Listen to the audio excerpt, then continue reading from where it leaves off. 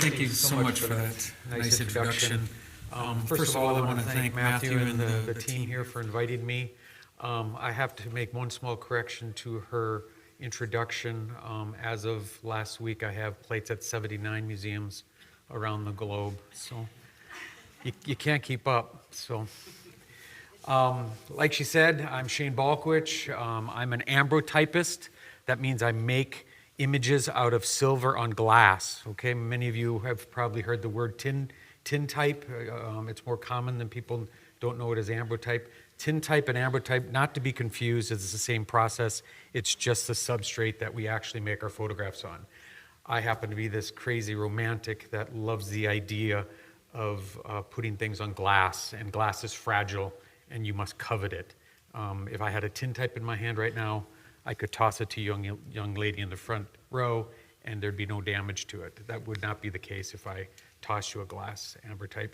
If I handed you a tin type or an ambrotype, the weight of an ambrotype is just so much more significant as well. So there's just something about, it's just my take on it that I want to be an ambrotypist. Ambrotype means eternal impression. There's been a lot of other photographic process. I'm just going to go over a brief little history here. The daguerreotype was invented by Mr. Daguerre, a Frenchman. And what they were doing, and this predates wet plate by about 12 years. What Mr. Daguerre figured out is that he could polish a piece of copper, high polish it. He could pour some mercury, heat it up on the plate, and get an image.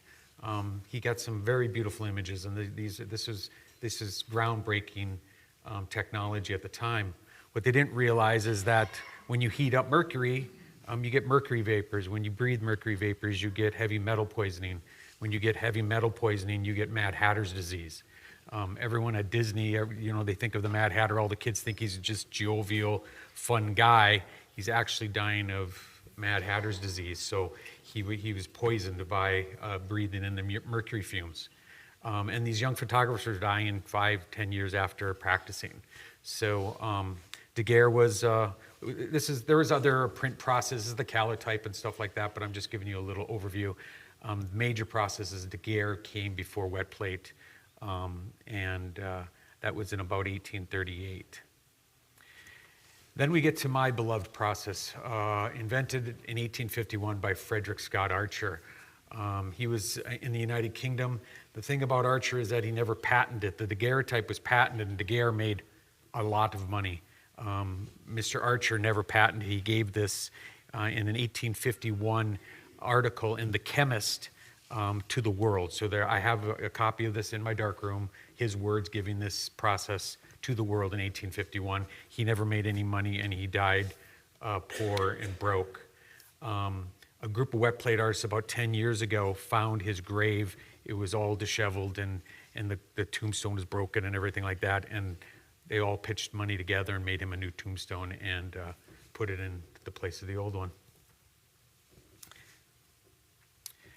What's beautiful about the wet plate process is two things. The completely archival ability of these plates. And I'm talking to a bunch of historians, so I hope you guys can appreciate what that means. I have students come in from all over the tri-state area to come into my studio and see this process firsthand. And these images are made out of pure silver. And when the students come into my studio and I say, if I take a silver spoon and I put it on the ground and I come back 500 years from now, what's on the ground? And the answer must be a silver spoon. So these aren't paints and pigments and inks and stuff we're making images out of. I'm actually making images out of silver. Silver does not degrade, ever. And these plates, and I've got 170-year-old examples in my studio that I share every week with my visitors. The plates look as good today as they did the day they were made, which you can't say for any other kind of print process that we do. The other thing that's very beautiful about the wet plate process is the resolution.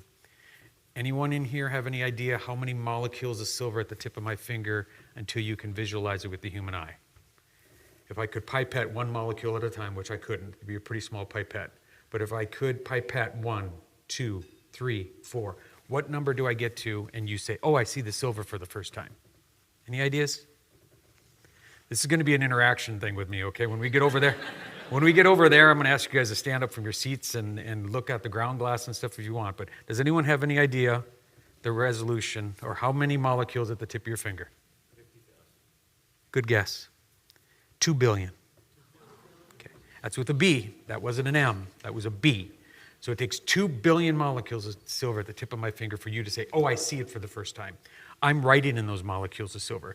So you can go, Matt, you can go and grab one of his wet plates off the shelf, take it to any university here in this great state of South Dakota, and put it under the most high-powered microscope, and he cannot get to the pixel of grain that makes up the image.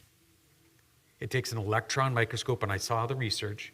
A college did the research. It takes an electron microscope at 10,000 power to see the clumping of silver that makes up. I'm getting goosebumps just telling you guys this.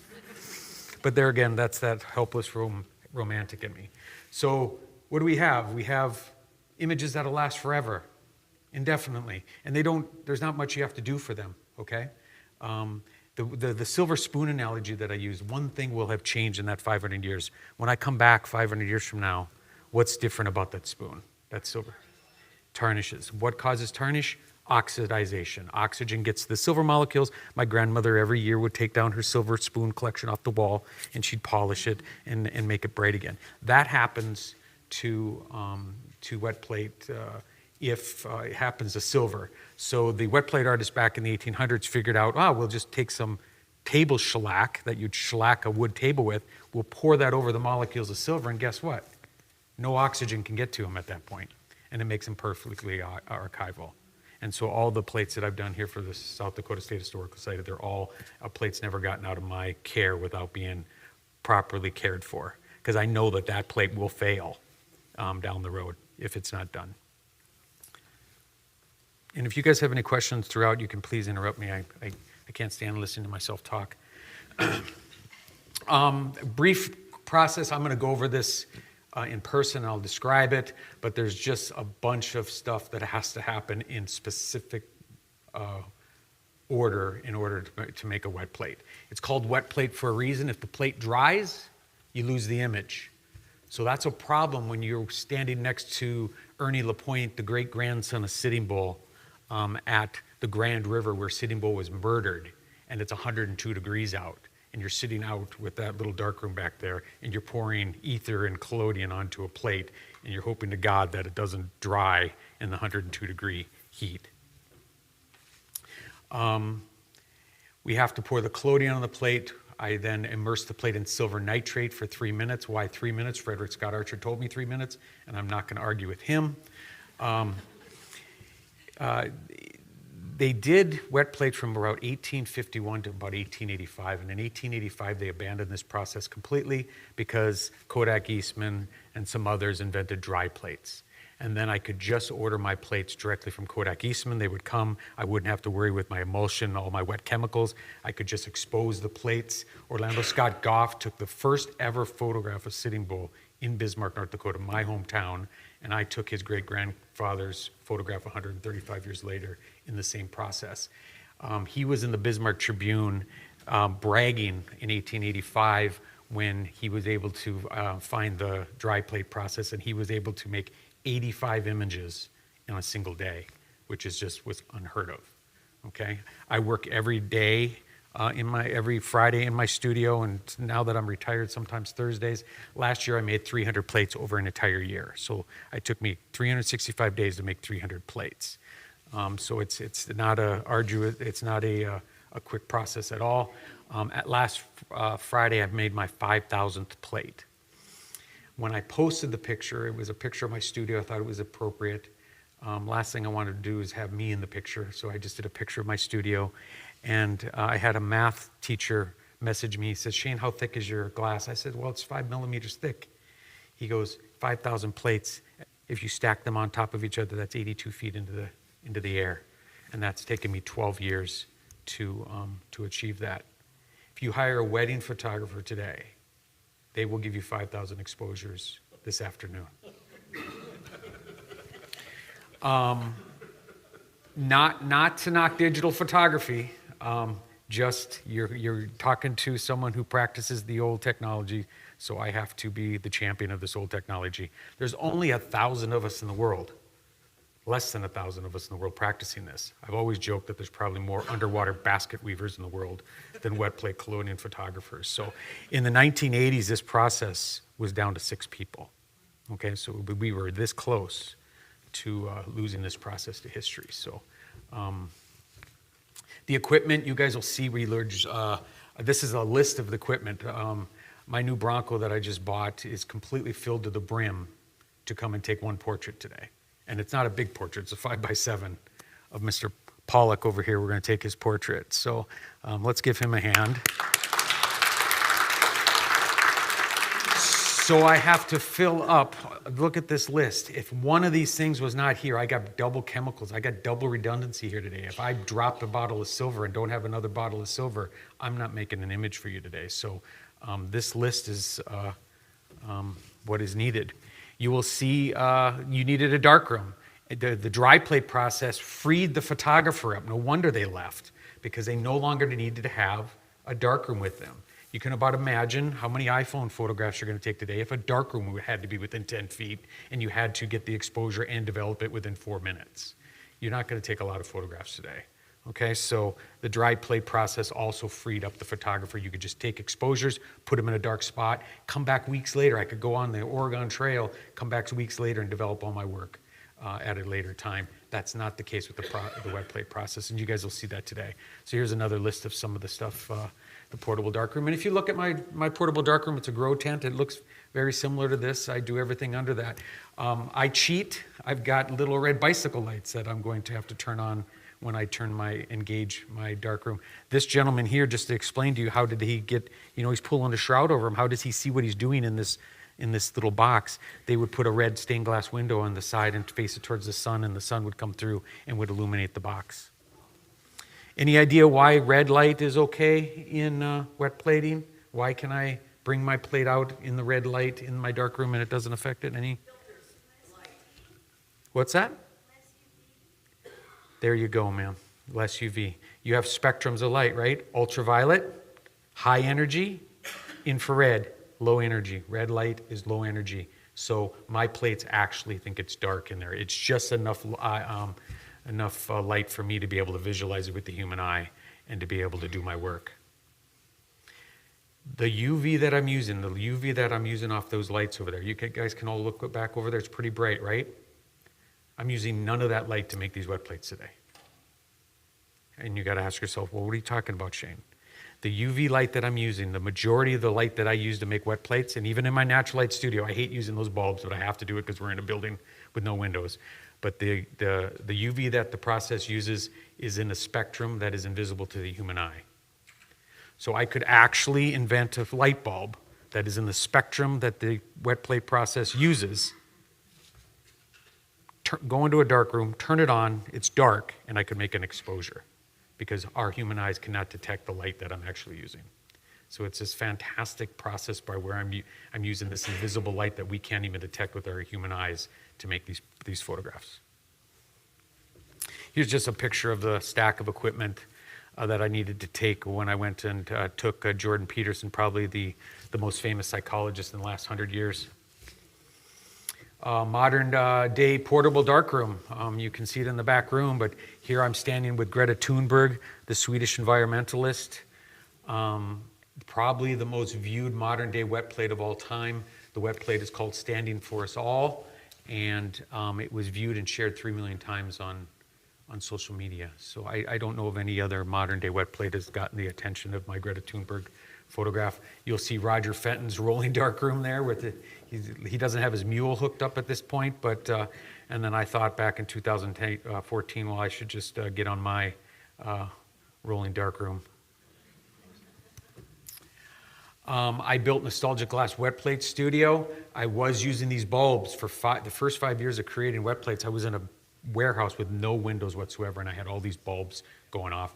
And I went outside and I took a photograph of my mom, and I used the natural light for the first time. And the moment that I did that, I knew that I was on the wrong track, that this process does not like those bulbs and that it likes natural light. And I've been practicing with natural light ever since.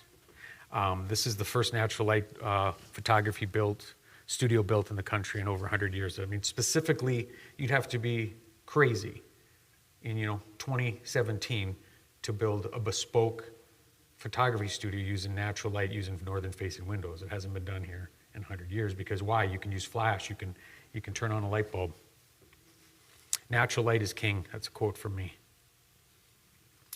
The fix is a very beautiful moment. This young lady here, we did a rendition of Muka's Rose, so I'm always trying to find different art to simulate and to be inspired by. She laid on her back for 4 hours for me to get this. I'm going to share with you this here, if I can get hopefully this plays. Maybe? Nope. I really would love to play this for you. Anyone know how to start this little reel?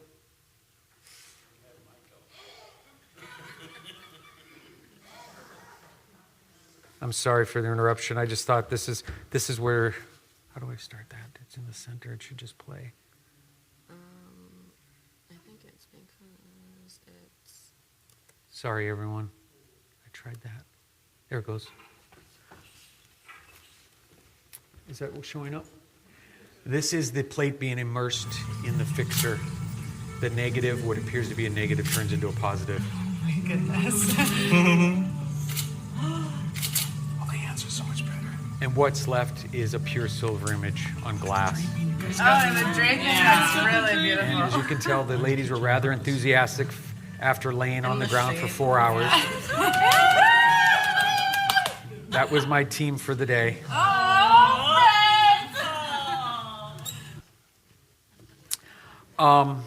The Collodion positive, Ernie Lapointe, the great-grandson of Sitting Bull, was my first ever Native American portrait.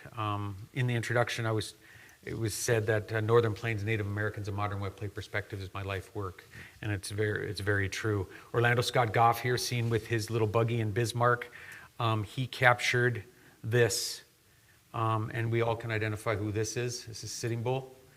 It's not only Sitting Bull, it's the first ever photograph taken of Sitting Bull.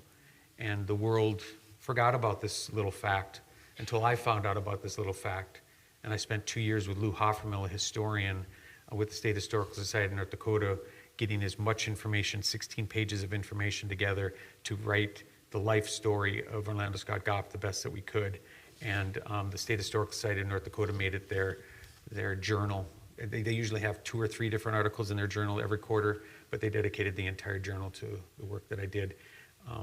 In that process, I always thought maybe someone would do this for me someday. So this was Northern Plains Native Americans, a modern wet plate perspective, plate number 1. It's called Eternal Field. I gave the honor to Ernie Lapointe. I said, what do you want to call it? He spent a couple days and he said he wanted to call it Eternal Field. It's a very funny story. You see the picture on the right there. There's a car moving in the background. Ernie was standing there and he didn't know me from Adam. I said, your grandfather had his photograph taken here 135 years later. Will you come up? He was up within the week. And he knew about the photograph of Orlando Scott Goff. He says, here's this crazy young guy taking these pictures, and he could hear trucks going behind him, and he was thinking that this wasn't going to work out. And as you can see, I knew better that the emulsion and the process is so slow that you could never capture a moving object like a moving car. You could actually, when I take Mr. Pollock's portrait today, someone could actually walk between the lens and him during the exposure, and you would not have no evidence of them. And here's Ernie with one of the plates that we did later on in my natural light studio. Here's another one of Ernie giving me some words of wisdom. So as a Caucasian man who's been adopted into the Hidatsa tribe, Kelvin Grinnell, the Hidatsa elder from MHA Nation, called me on the phone after he had been in my studio and said, I have your name. I said, what are you talking about, Kelvin? He says, I have your name. I said, I don't know what you're talking about, Kelvin. He says, I have your Native American name. I'm going to name you Mishte Ekagoche, which means shadow catcher, which is the same name that Edward Curtis had so many years ago. So this was not just giving me a name over the phone. We had a formal ceremony in my studio. It was an hour long. We had sharing of gifts. We had traditional food, and I had to have witnesses to get my name from him. You can about imagine what an honor this was. And I was always dedicated to this process before that. But when people come in now, Native Americans come into my studio, they come in and call me Shadow Catcher, and they give me a hug, because now they're not a complete stranger when they walk in. I'm their brother. And it's the most miraculous thing that I've ever experienced. We don't have anything, we don't have an analog in our society that's similar to this. You know, we have clubs and stuff. It's much deeper than that. So I got entire tribes that would be at my doorstep if I needed them at any given moment. I've been fighting back and fighting back and fighting back against cultural appropriation in the digital age. There's AI images that are making, like the image that you see here. My image on the gray tone image on the left there had 4 likes over months, and the one on the right had 788 likes of this Caucasian lady that is not Native American, and neither is the garb. What really kind of set everything off for me is when Evander Holyfield, the 4-time heavyweight champion of the world, gave me an hour and came into my studio. The Smithsonian heard about this, and they called and said, "Can we have the plate?" And I said, "Certainly." And they sent a climate-controlled van all the way from New York City to North Dakota with a special little box. I'm not kidding. He pulls up and he just grabs his 8x10 plate and then drives off. And it was beforehand, you guys, we just had a presentation of how expensive it is to archive stuff, right? Like the State Historical Society up to that point they'd have to approve every plate that it would do. You know, Ernie LaPointe was plate number 1, but then there was an approval process, which makes sense because it's expensive. So the Smithsonian picks up my plate in North Dakota, in Bismarck, and the State Historical Society in North Dakota, who has about 980 of my plates as of right now, they got wind of it, and the director on Monday called me and said, "Shane, by the way, we'll take any plate you're willing to give us." So going forward. So this opened up the door for all kinds of things for me. I could now take a picture of the banker and the butcher and the, you know, the governor and the mayor and stuff like that, and get these in just whenever. So I don't know of any other photographer, and I know thousands and thousands of photographers around the world that has their state archive embrace them the way that I've been embraced by the State Historical Society of North Dakota. It also goes for South Dakota as well. It's a true honor. Here's that special box that they sent me in the letter from the Smithsonian. We also made it the cover of View Camera magazine. It's a really daunting shipping a piece of glass that the Smithsonian values at $25,000. But we did it. It's also daunting asking the 4-time heavyweight champion of the world to take his shirt off. I mean, you want to talk about nerves of steel? You know, I had no idea that he would take his shirt off, but I had this idea of the pugilist without his shirt. I needed those big lunchbox fists, and I needed him with no shirt. And that's the plate we got. I'm going to go quickly into some of these other things. I really want to get into the photograph back there, but I'm going to go through some of these slides rather quickly. I've done some large collaborations. I probably have the world's record for the largest wet plate collaboration of all time. 90 collaborators in 18 months. We used the Triumph of Death, 1562 painting to inspire us. Here we are on the set. Monsignor Shea from St. Mary's College gave me access to the grotto, the very religious grotto behind the college.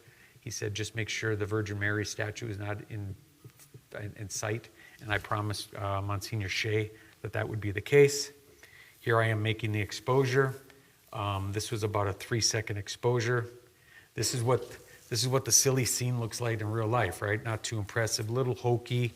I mean, we had people come in from Chicago and California to participate in this large collaboration.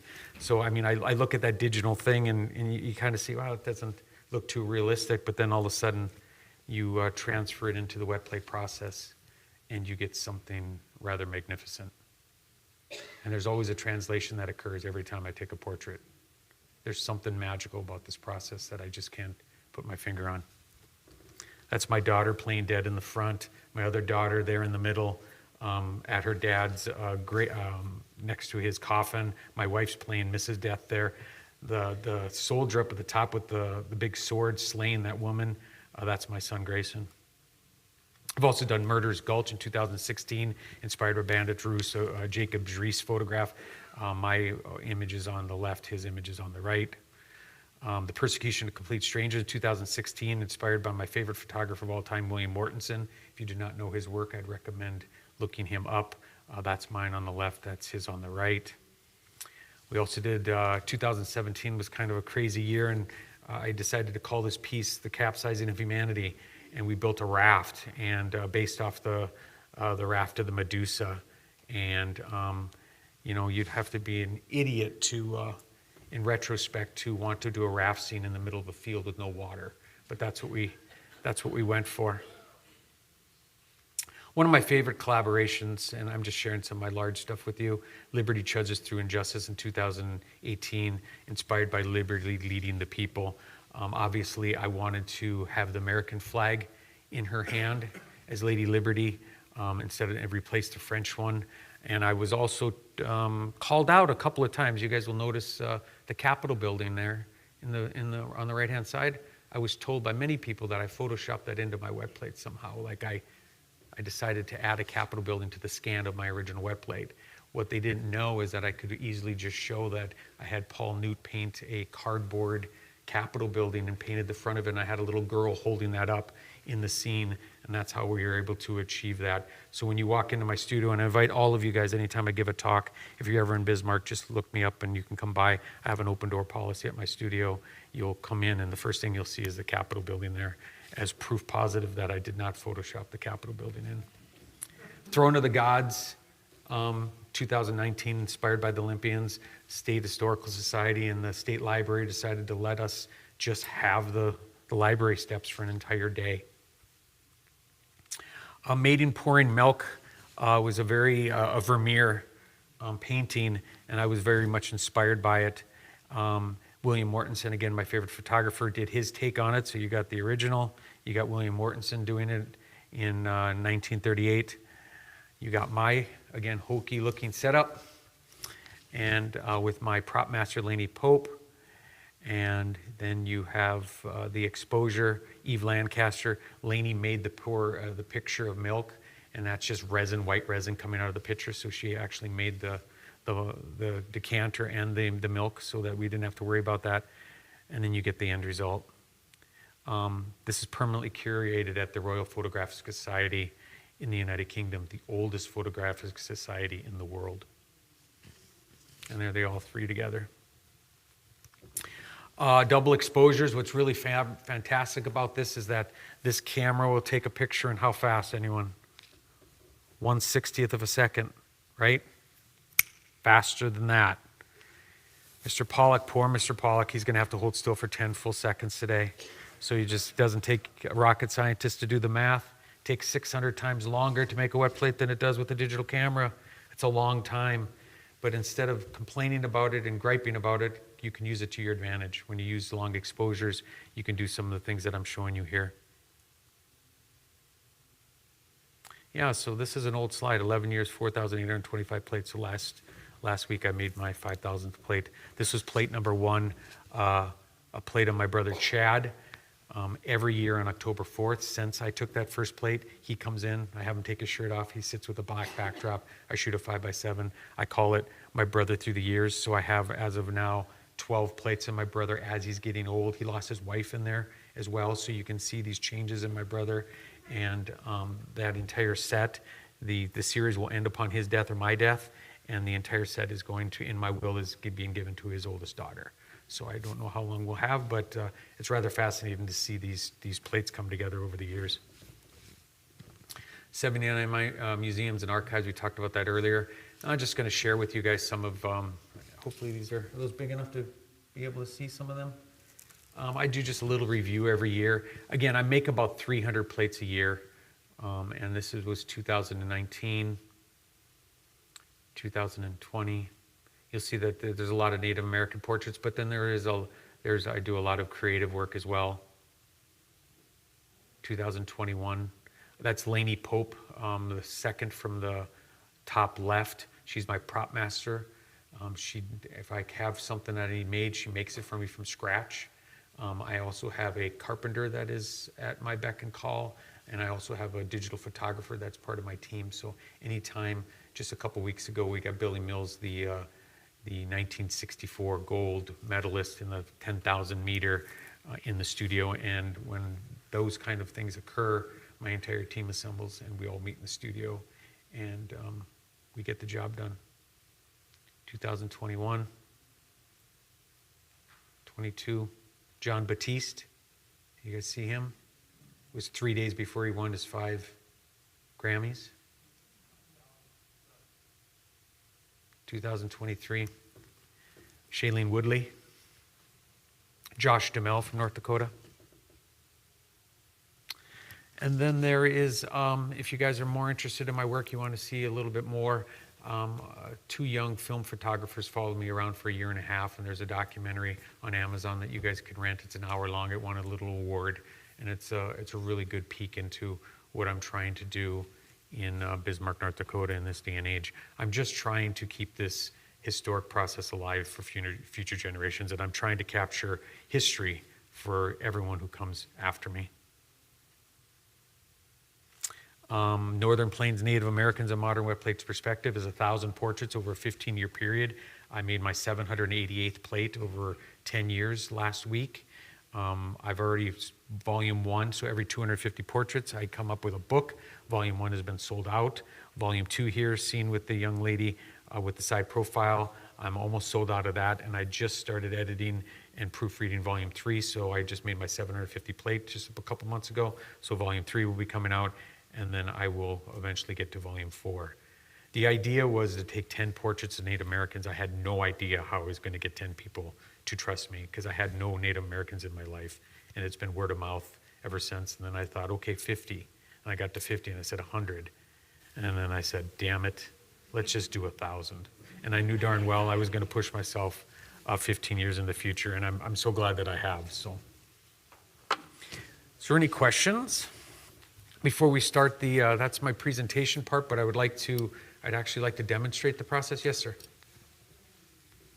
I may have missed it, but the asset of wet plate photography when it came on was it overrode the lens's objectives of turning upside down and backwards. You could flip the negative and get left to right that were actually looking at somebody left to right. Yep, you're describing positives and negatives, and we could talk about that. And I'm gonna, when I focus Mr. Pollock in the ground glass, you guys are more than happy to come up and put your head underneath my dark cloth and take a peek at what he's talking about, left to right. It's not only it's upside down, but it's also left to right, so it's flipped. I make on positives for viewing on black glass. So everything is flipped. So if you have a wedding ring, you want to switch the finger if you want it on the right finger. I don't change it in the scans because I think it pays tribute to the process. But if I made a clear glass negative and did a contact print, I could fix that orientation. Bulbs. If you come to my studio at 9 o'clock at night and it's dark out, I will have to turn the bulbs on. They're very bright. We talked about that this is 600 times longer to make a wet plate than it does with modern cameras. We use a large format camera. This is my first camera. It's a 5x7. I had this made for me. I was online, and one of the big questions I always get is, how'd you find wet plate? And I was online, and this image scrolled across Facebook, and I don't know, I stopped on it for whatever reason. I could have missed it. You know how, if there's billions of images, I could have missed it. But I asked the photographer, I said, what is that? He said, it's wet plate. I looked it up, and here's this archaic photo. I never owned a camera. I never had an interest in photography. My dad didn't own a camera. I've never taken a photography class. So I asked Paul, the photographer, I said, what is that? He said, it's a wet plate. So I did some research, and I got back to him about 15 minutes. I said, I'd love to do that. And Paul says, are you a photographer, Shane? I says, no, I don't own a camera. And he says, well, I've been a photographer for 25 years, and I can't figure this out. There's no way a non-photographer will ever teach himself wet plate. And within 45 days of that, I made that first image of my brother that we talked about earlier. So very bright lights. If I had, this is a camera that I had modern day made for me. If this was a historic camera, okay, Matthew took one off his shelf and wanted me to use it, I'd say no, I'd have to decline because silver nitrate actually destroys wood. So my camera, this camera fell apart at me over at Fort Abraham Lincoln after about 700 exposures. So it's this romantic idea that with every exposure I'm destroying my camera, my tool. But I kind of like that idea. The students come in, they look at this when you guys, and I'm going to ask you guys, I'm going to focus this real quick on him. Okay, Mr. Pollock, right here at me for a second. Right there. And so you guys may be able to see this beautiful colored image on the back of my ground glass here. Can some of you see it that are behind me? Okay, I have the students come in, and guess what? They're young, right? They don't know any of this old analog technology. What are they looking for? They look for battery packs. They're looking for power cords to my camera. And I have to explain to them, I say, well, what's in here? And they give me all kinds of answers of what technology is in the box, right? They don't understand. They see this beautiful colored image, and it's very resolute, and they want to know how it's created. And I said, well, there's only one attribute to a large format camera, is that it has to be light proof and doesn't let any light in. It only lets light in one side, which is where the lens is at. So with some duct tape, a piece of ground glass, and a lens, and a cardboard box, I could make any one of you guys a large format camera in about 15 minutes. All I need is a box that doesn't let any light in. It only lets light in through the lens. Any questions? I'm going to focus our young gentleman right here. What's that behind him? It's a head brace. Okay, I showed you guys that photograph of Sitting Bull, right? Right? Guess how long of an exposure Sitting Bull had to sit for Orlando Scott Goff? It was in the Bismarck Tribune. This is a fact. 52 seconds. I can assure you, Sitting Bull, he paid Sitting Bull $50, which is equivalent to $2,000. Sitting Bull came in, sat down, 52-second exposure, put the lens cap on, Sitting Bull stood up and walked out the door. He had one crack at that photograph, the first ever photograph of Sitting Bull, and he got that exposure. So that was a 52-second exposure that that Orlando Scott Goff had. So, well, when you're a non-photographer and you don't know what an f-stop is, it's an arduous journey of trial and error. Okay, so you guys are looking at someone who just taught himself. I didn't use any manuals to actually learn photography. Like, this is all just, I tried it. Oh, shit, that didn't work. Try something else.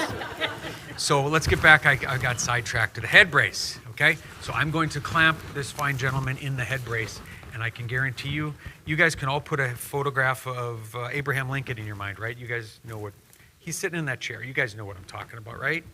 Okay. There's a head brace behind him, you just don't see it. Now, you guys are going to garage sales this summer, okay?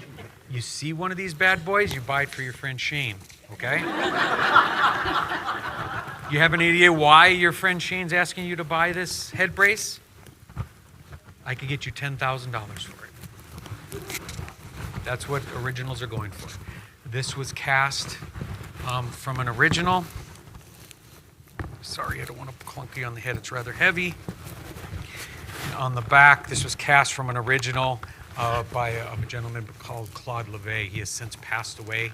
The day that he passed away, I grabbed a marker and wrote his name and the date that he passed away on the bottom of it to remember my friend who made this head brace for me. I paid $800 for this one.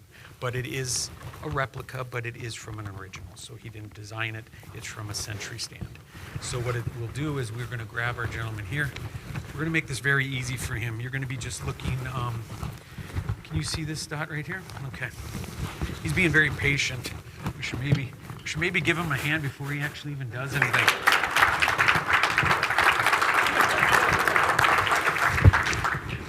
When you come into... What I can see here is that SR 4.5/250. Yeah, it's 250 millimeters.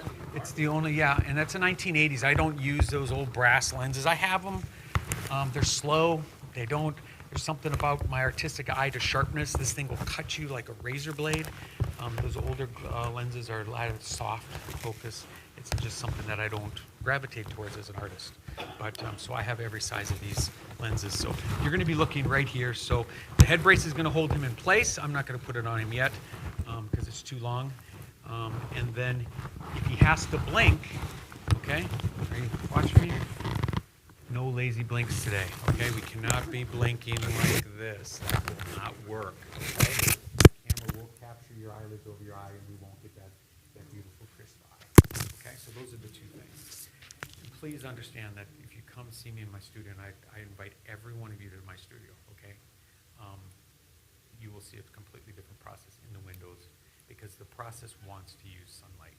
I mean, it would be fantastic if it wasn't windy out. We'll all go outside and take a quick photo. It would be 2 seconds outdoors and then that stops. So I can speed it up as well because I have 360 degrees of, what am I doing here? 360 degrees of light. Questions? You doing okay, Mr. Pollock? I'm losing everything.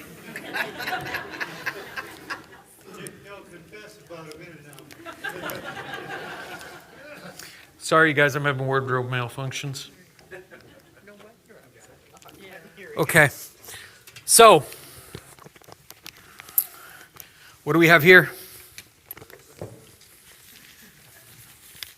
Someone's going to have to keep the clock. What time do I have till? Okay. I'm going to have to hurry up, you guys. I do 4 or 5 hour demonstrations like this usually, so we're really speeding this up, but I'll do my best for you. What we have here is collodion, okay? Do you know what they used collodion for in the Victorian era? That's close.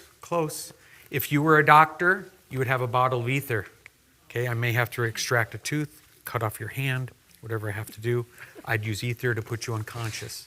Okay, I would go to my gunsmith and I would get the wadding, the cellulose, the wadding that they stuff in the end of a rifle. I'd grab the cellulose, I'd put it in the bottle of ether, I'd shake it around, I would make collodion. She falls off the wagon, cuts herself on some barbed wire. I come to her wound as an oncology nurse. And I've used this in the studio when I cut my finger on glass. It hurts terribly. But I would pour my collodion in her wound, hold her wound shut, and I'd seal her wound in the field with no stitches. That's what they used collodion for. Frederick Scott Archer had to figure out, well, how in the hell am I going to get silver molecules onto a glass plate? And he figured out he figured out an affinity between bromide salts and silver molecules. So what he did is he did a combination of bromide salts. This is called salted collodion. He added the salted collodion, he had the bromide salt to the collodion, and that's how we get the photosensitive plate. Any questions? Okay, we're going to do, I'm going to turn on my little, I'm going to turn on my little red lights, my bicycle lights that you put on the back of your bike so you don't get hit at night. I'm going to activate my dark room here. So no light can get to this plate other than the light that is being focused by the lens. I'm going to do this collodion pour here right on the table for you guys so everyone can see. Sorry you guys are all standing, but I just really would like you guys to see it. A little bit more interactive. Okay.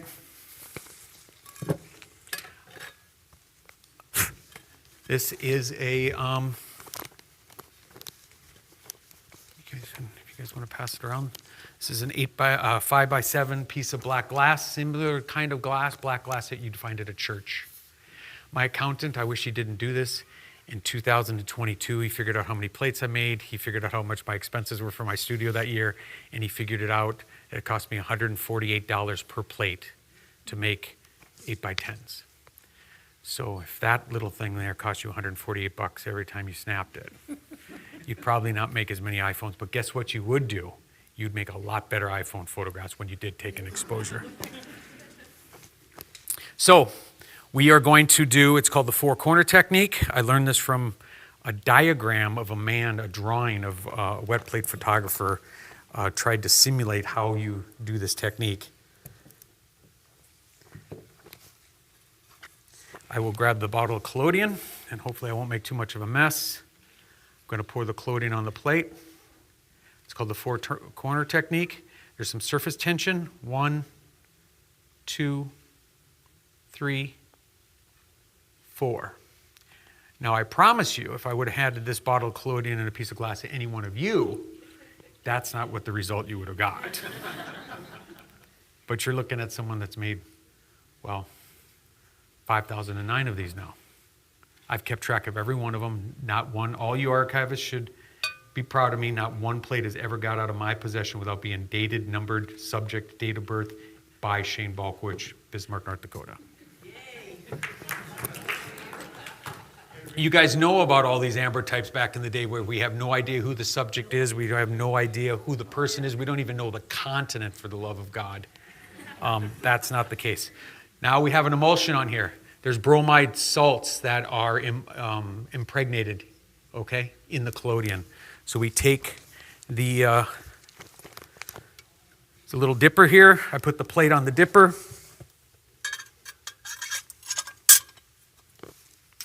And I'm going to immerse it. I'm really old school, guys. Egg timer. Egg timers happen to be 3 minutes. That's what Frederick Scott Archer said I should use for 3 minutes, so we're going to go with it. I'm going to immerse the plate in the silver nitrate, and the bromide is saying, oh my God, there's silver here. And I'm bringing silver onto the plate. Am I losing my thing again? Okay. So, are you ready? I know a lot of talking. Sorry, you're a good sport. Good sport. Okay, just sit nice and tight, straight up. Okay, look right at that center. Okay, yep. Don't let me adjust. Don't you go, you do your thing, however you normally find. Okay, and then I'm going to grab his head. So now, sir, you're not going to move anymore. Okay, because if he moves, I'm not going to get the focus. I have to find my dark cloth. Oh, there it is. And I'll let you guys come up after this. I was starting to run out of time here, so I wanted to kind of hurry, but I would like for you guys to, right here, sir. That's beautiful. Okay, that's a quick blink. There you go. There's no problem blinking if you have to. Just make it a quick one. So now if I don't move my camera, or if he doesn't move, I'm going to get the composition that I want, okay? And you guys saw some of the examples that I put up on the screen. There's some very complicated shots there. That one lady was on her back for 4 hours. It's not for the faint of heart, but it's said in the studio, the more we suffer, the better the reward is. So, but that's the guy behind the camera not suffering, saying that. Right here, Mr. Pollock. That's just lovely. Mr. Pollock's got blue eyes, doesn't he, people? Okay, guess what? Blues are white and wet plate. Reds turn black. So if you had a red shirt on, it would be a black shirt. If you had blue jeans on, your blue jeans, if I took a picture of your jeans, they'd be white jeans. Okay, there's a translation. He's going to have some very eerie looking eyes. Jay? I got all this. I'm a disaster. Okay. So, we're still waiting for our...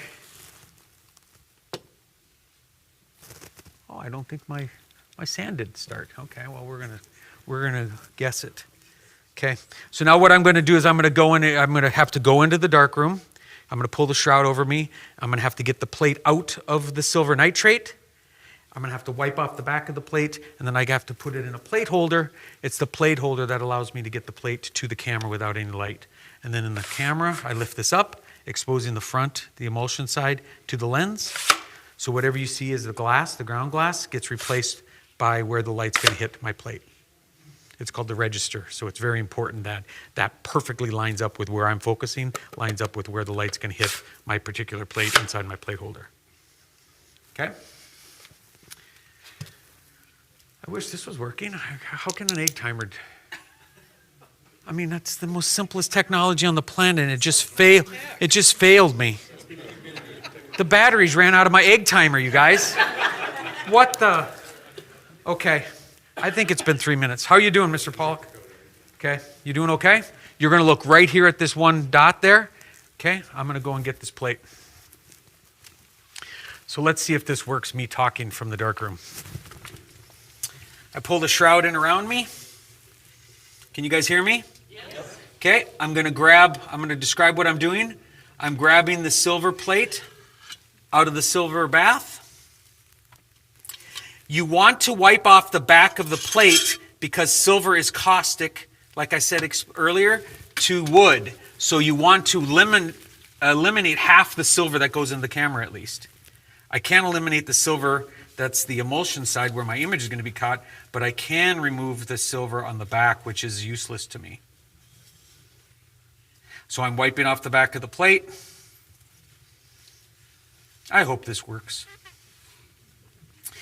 I've made 5,000 of these, but there's no guarantee that this is going to work on this given day. So it's said that you have to, you know how you take a photograph? People always say, oh, I took a photograph. You don't take a wet plate, it's given to you. So let's just hope we're given one today. Hopefully Frederick Scott Archer is here with us. You guys finding this interesting, boring?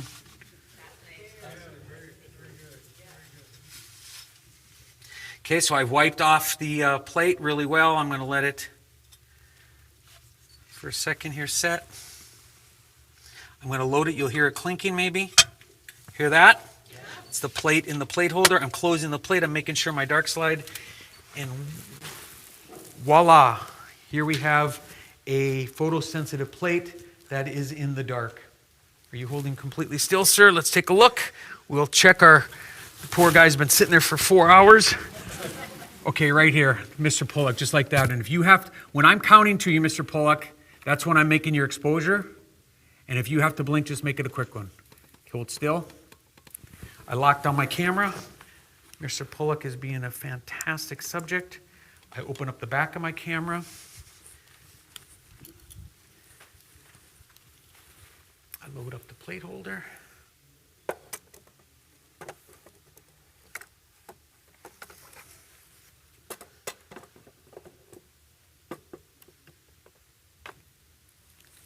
We close the lens. So guess what we have? We have a dark box, completely dark, right? We lift up the slide.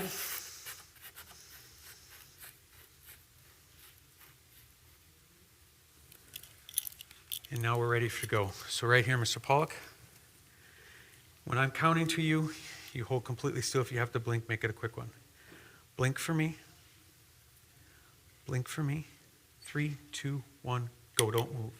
1, 2, 3, 4. You got this. 5, 6, 7, 8, 9, 10. Give him a hand, you guys.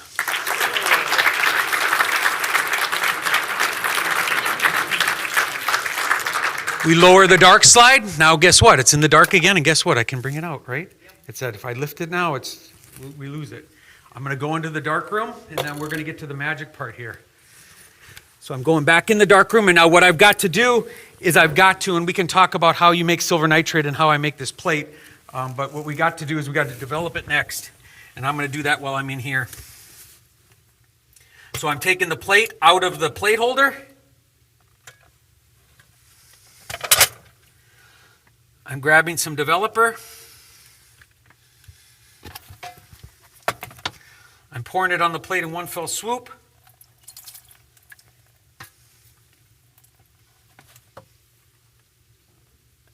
I'm watching for an image of some sort. Please give me an image. Please give me an image. Please give me an image. And then I'm immersing it in water. It's called a stop bath. You'll always notice in wet plating that there's always nuances, and then we got some nuances here on the plate. There's just going to be some stuff going on the edges. I'm making photographs out of actual liquids, right? Like when's the last time you saw that happen? So there's always nuances that you'll see. I do a really good job trying to eliminate those nuances the best I possibly can. We do have some sort of image here, though. So what I'm doing is, it's called the stop bath, and I can come out now. Okay, I'll bring this over here in the light so you guys can come closer. I won't bite you.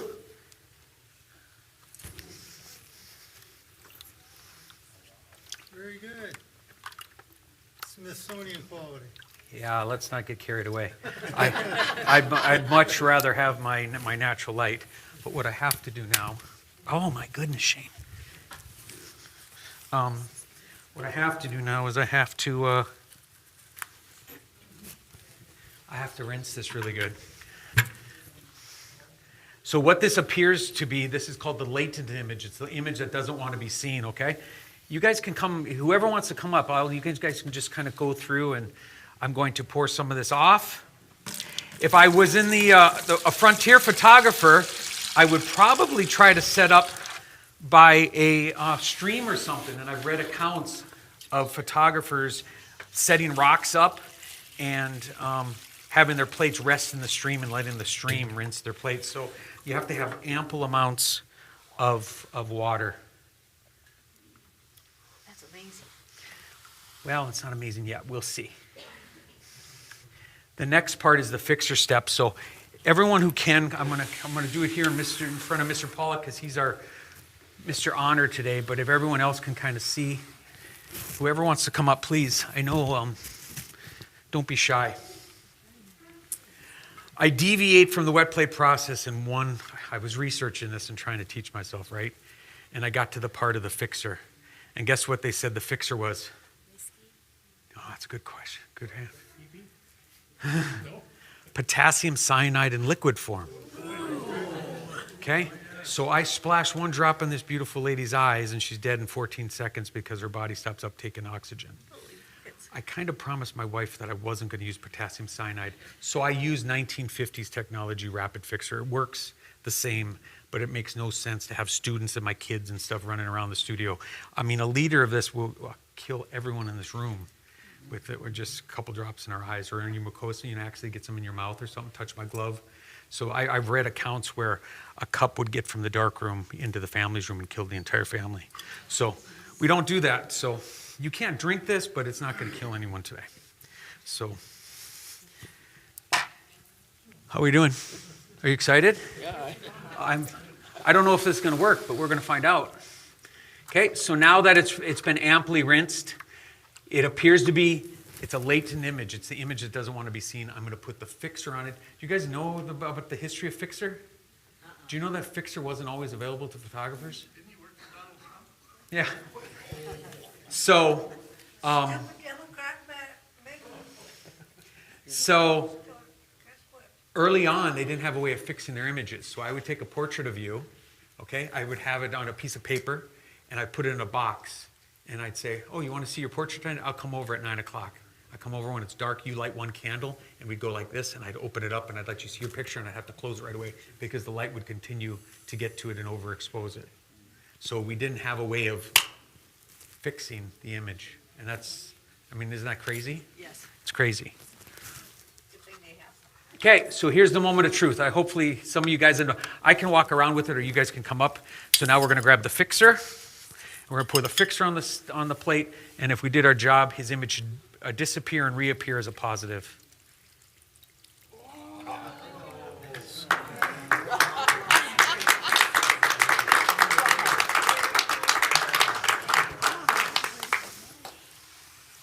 that's amazing. As advertised. Okay. Now, all you fine people are impressed with this, and you've all seen LCD monitors, television screens, you know, you have iPhones in your back pocket. You guys are all impressed with this 175-year-old technology with all that knowledge. Can you imagine what this did when you were a pioneer photographer? You went to a tribe and you went in there and showed them this process for the first time? Their minds have had to explode. When Ernie Lapointe, the great-grandson of Sitting Bull, came into my studio 135 years later after his grandfather, he wore a talisman around his neck to protect himself from my camera. Wow. And we got this nice, I didn't bring enough lights, so we got this beautiful dark side. And look at his eyes, how. Oh, yeah. We got to see it here. Why don't you stand up? You can finally stand up. And then I'm going to put this here. Yeah. I'm going to put this here. And then you guys can come in. I'm going to put more fixer on it. Make sure it's completely immersed. And then you guys can come by and take a look at it. I'll get out of your way. So you're looking at, how old are you, Mr. Pollock? How old are you, Mr.? Oh, Right here. He's here. 80. okay, this gentleman's 80 years old. I just took a photograph that will outlast any other photograph ever taken of the man in his life. And I'm using 170-year-old technology to do this. And we abandoned this in 1885 for what? Something, speed and ease and cost. It was not a good enough reason to abandon this beautiful, the most beautiful photographic process man has ever invented. What I'd like to do is, I had the huge honor of having Billy Mills. I am in possession of only 5 wet plate photographs of Billy Mills, the 1964 Native American that came off the reservation and beat the world with the Olympic record in 1964. He cleaned everyone's clock. It's said that he didn't have a pair of new shoes the day before the event. So I had the honor. His wife and him made it to Fargo. They couldn't get into Bismarck. I went and picked him up and brought him. I did a 45-minute conversation in the back, trying to be a little historian again for you guys. I have a 45-minute conversation of Billy Mills talking about the moment that he ran across the finish line as the Olympian in the back of my car as we're going down, the interstate between Fargo and Bismarck. But I knew at that time, I knew Billy was from South Dakota, and there was no way that I was not going to get a plate for the State Historical Society of South Dakota. So this is my wet plate of Billy Mills, one of 5, 3/24/2024, plate, I'm reading off the back, plate 4,993, plate 1 of 5, date of birth 6/30/1938, William, quotes, Billy Mervyn Mills. His Native American name is Loves His Country. He's Oglala Lakota. On October 14, 1964, gold medal at the Tokyo, Japan Games. The 10,000 meter Olympic record, 28:24:4 was his time. By Shane Balkowitsch, Nostalgic Glass Wet Plates, Bismarck, North Dakota.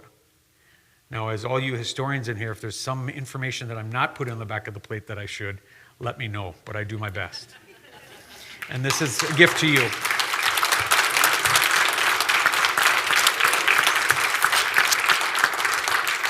My plates all come in an acid-free sleeve as well, so I want to make his job as easy as possible. So it comes in an acid-free sleeve. He has to do nothing but set this on its leading edge like this, and 1,000 years from now, someone could walk into this historical society and ask someone to bring it out, someone long after him and I are gone, with white gloves, and show it to them. Thanks, Shane, again. Appreciate it. Thank you. That was awesome. Thank you. I'd love to answer any questions if you guys have any questions. Yes. You mentioned the colors red and blue. Yes. Just showing up. Are there any other colors that you have to take into account when setting up your... Yeah, we got fancy as wet plate photographers. We would take one of my brothers would take a picture of a colorful basket of fruit in color, and then he would take a wet plate of it and he'd show it side by side so that we could look at it and see how the yellows are in the orange or in the red family, right? Oranges are in the red family, so they're very dark. Greens and stuff are more in the blue, so they're lighter. So you really don't know what you got until you got it.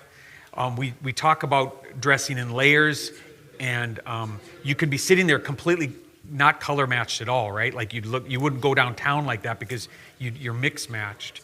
But in the wet plate process, it doesn't care about any of that. You get these beautiful things. So we really don't know. I do know that lady who's leaving with that red jacket, her jacket would have been black, and I know that this lady's blue shirt would be white. Yes. I teach at Todd County High School in Mission, South Dakota, Yes.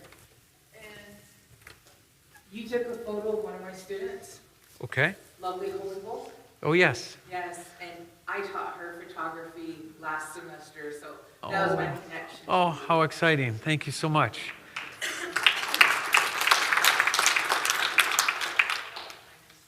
Any other questions? Yes. I'd like to make an observation. One of our members near the front of the room stood up with his instant camera and took a picture of your offering. Yeah, there wasn't much effort involved, was there? I'm not against digital photography. Has its place. Our fine friend back there been taking pictures all day. Let's give him a hand. I'm not an enemy to this man and his process. I'm not an enemy to this phone. I use a digital phone, camera in my back pocket too, you guys. You have me here. I have to champion this process, okay? He can do things like sports. He could have caught Billy Mills running across the finish line at that last second, right? I have no stinking chance of doing anything like that. So there is, and he's got color. I don't have color, but I still champion this process. I still say it's the most beautiful photographic process man has ever invented. And I still say it was not a good enough reason to abandon 1885 because someone was lazy. Yes? I have a friend who does large plate photography up in Duluth, and he only uses black and white film. His contention is, he likes to be an artistic photographer, his color is always about color. Yeah, I love black and whites. I've always gravitated towards black and whites. He wouldn't sell many calendars in black and white. Well, I'd be surprised if I put some of my Native Americans in a calendar. I'll sell some calendars. Anyone else? Okay. Yeah, the Billy Mills plate will be on display. Maybe move that drink just a tad bit away. Okay. I'm teasing you. It's funny, I drop off these plates, so every 45 days or so I go to the State store, I call them up, I say, I got more plates, and it's about 20, 25 plates. I've got this big military grade suitcase that I carry them on because I've dropped them before. I've dropped plate and it's not good. So I got this military grade suitcase. I come walking in there and I hand it and they're got white gloves on and stuff, and I'm just grabbing my plates, with my bare fingers and stuff like that. And there's just that difference between the comfort level of the artist and the comfort level of what you guys do in preserving something. And there's something to be said for that expertise on your guys' parts, okay? But there's this dichotomy of me just grabbing my stuff and with my hands, and they freak out. I mean, it's like 4 hands trying to make sure that I don't drop these plates, and I'm tossing them around on the table. So, yes. I'd just like to thank everybody for the opportunity to be one of the photographs. But I'm an artist myself, and I've seen his work in magazines. I've seen it before. And it's not just he's not just a photographer. He's an artist. The way he poses people, the way he likes them, and you're way above it. That's a kind compliment. And that plate will be gifted to him. I'm not keeping that plate, so I'm gifting. And then guess what he told me after I said, I'm going to give you in 3 weeks, I'm going to varnish this and protect it and label it, and I'll send it to you. And then guess what he said? Well, I'm giving it to him here at the State Archive. So I will go out of my way. I can't have this man not have an image that I made of him today, so I will do a nice studio print, signed and everything, and embossed. That'll go to him, and then the original plate will end up with you people to kind of document a little bit just today's, right? Like there's this wet plate in the world today that symbolizes all of us fine people here together, and that's why I do this. Thank you, sir, so much for this. I think everybody's enjoyed it a great deal. You've wondered, or you've commented on how this was a dying art when you picked it up, and you've mentioned students. I take it you're teaching others how to do this? Yes. In a formal sense? Yes. And Yeah. So how many practicing students have gone off into the world? 12. That's awesome. 12. Yep. This is, some people will covet these processes, and there's gatekeepers of this process. When I see a gatekeeper to Frederick Scott Archer's process, guess what I do? I kick down the gate, okay? Because it's not your process, it's not my process, it's his process. And guess what? Mr. Archer didn't make any money at this, right? He gave it to the world. So why in the hell, excuse my language, why would I not also give it to the world? Because for me, having one more wet plate artist in the world is a good thing.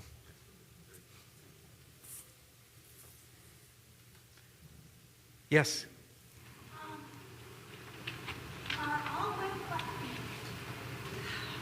My grandmother's sister-in-law lived next door, who was her best friend, took a bunch of wet.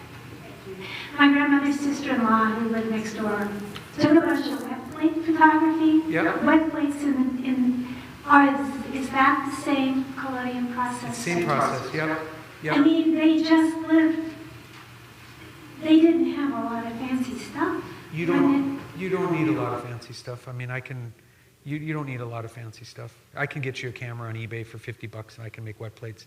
I just made they're called gem types. So I went to California. Victory Tischler Blue. I don't know if you guys know the rock and roll band, The Runaways, with Joan Jett. Okay, Victory Tischler Blue was the bass player for The Runaways. She contacted me some years ago and said, Shane, will you teach me the process? So Victory Tischler Blue from The Runaways. She like produced 85 music videos in the 1980s. She came to my studio and I taught her. So my family and I just went and visited her, and I took a gem type. I took just a regular camera, a film camera, 35 millimeter, and mounted a little plate, poured a little plate like this, put it in the back, and was able to make an exposure. And you can get a 35 millimeter camera for $5. So you don't have to be as grandiose as my nostalgic glass wet plate studio. And I try to teach that to the students too. It has nothing to do with the equipment, okay? I have seen, are you guys familiar with pinhole images? Okay, pinhole images don't even use a lens, for God's sakes, okay? And you can get these glorious, I've seen pinhole images that will bring you to your knees with beauty. So if they can prove to you you don't even need a lens, don't tell me that you need to have a $10,000 camera to make a wet plate or a $4,000 lens. It's nonsense. Good questions, you guys. Anything else? This is an honor. You guys are like my sister archive, okay? It has to be North Dakota. They got 900 and some, but you guys, this man here and what he's done, the friendship that he's done with me and taking these plates, anytime I have an opportunity to make someone significant from South Dakota comes through my studio, rest assured I'm making a plate for you guys, okay? And I'm not making the plate, I'm making it for you guys. You are citizens of the state. They're your plates. And I donate these free of charge. I do not charge. I've never made any money from the donation of plates. Thank you.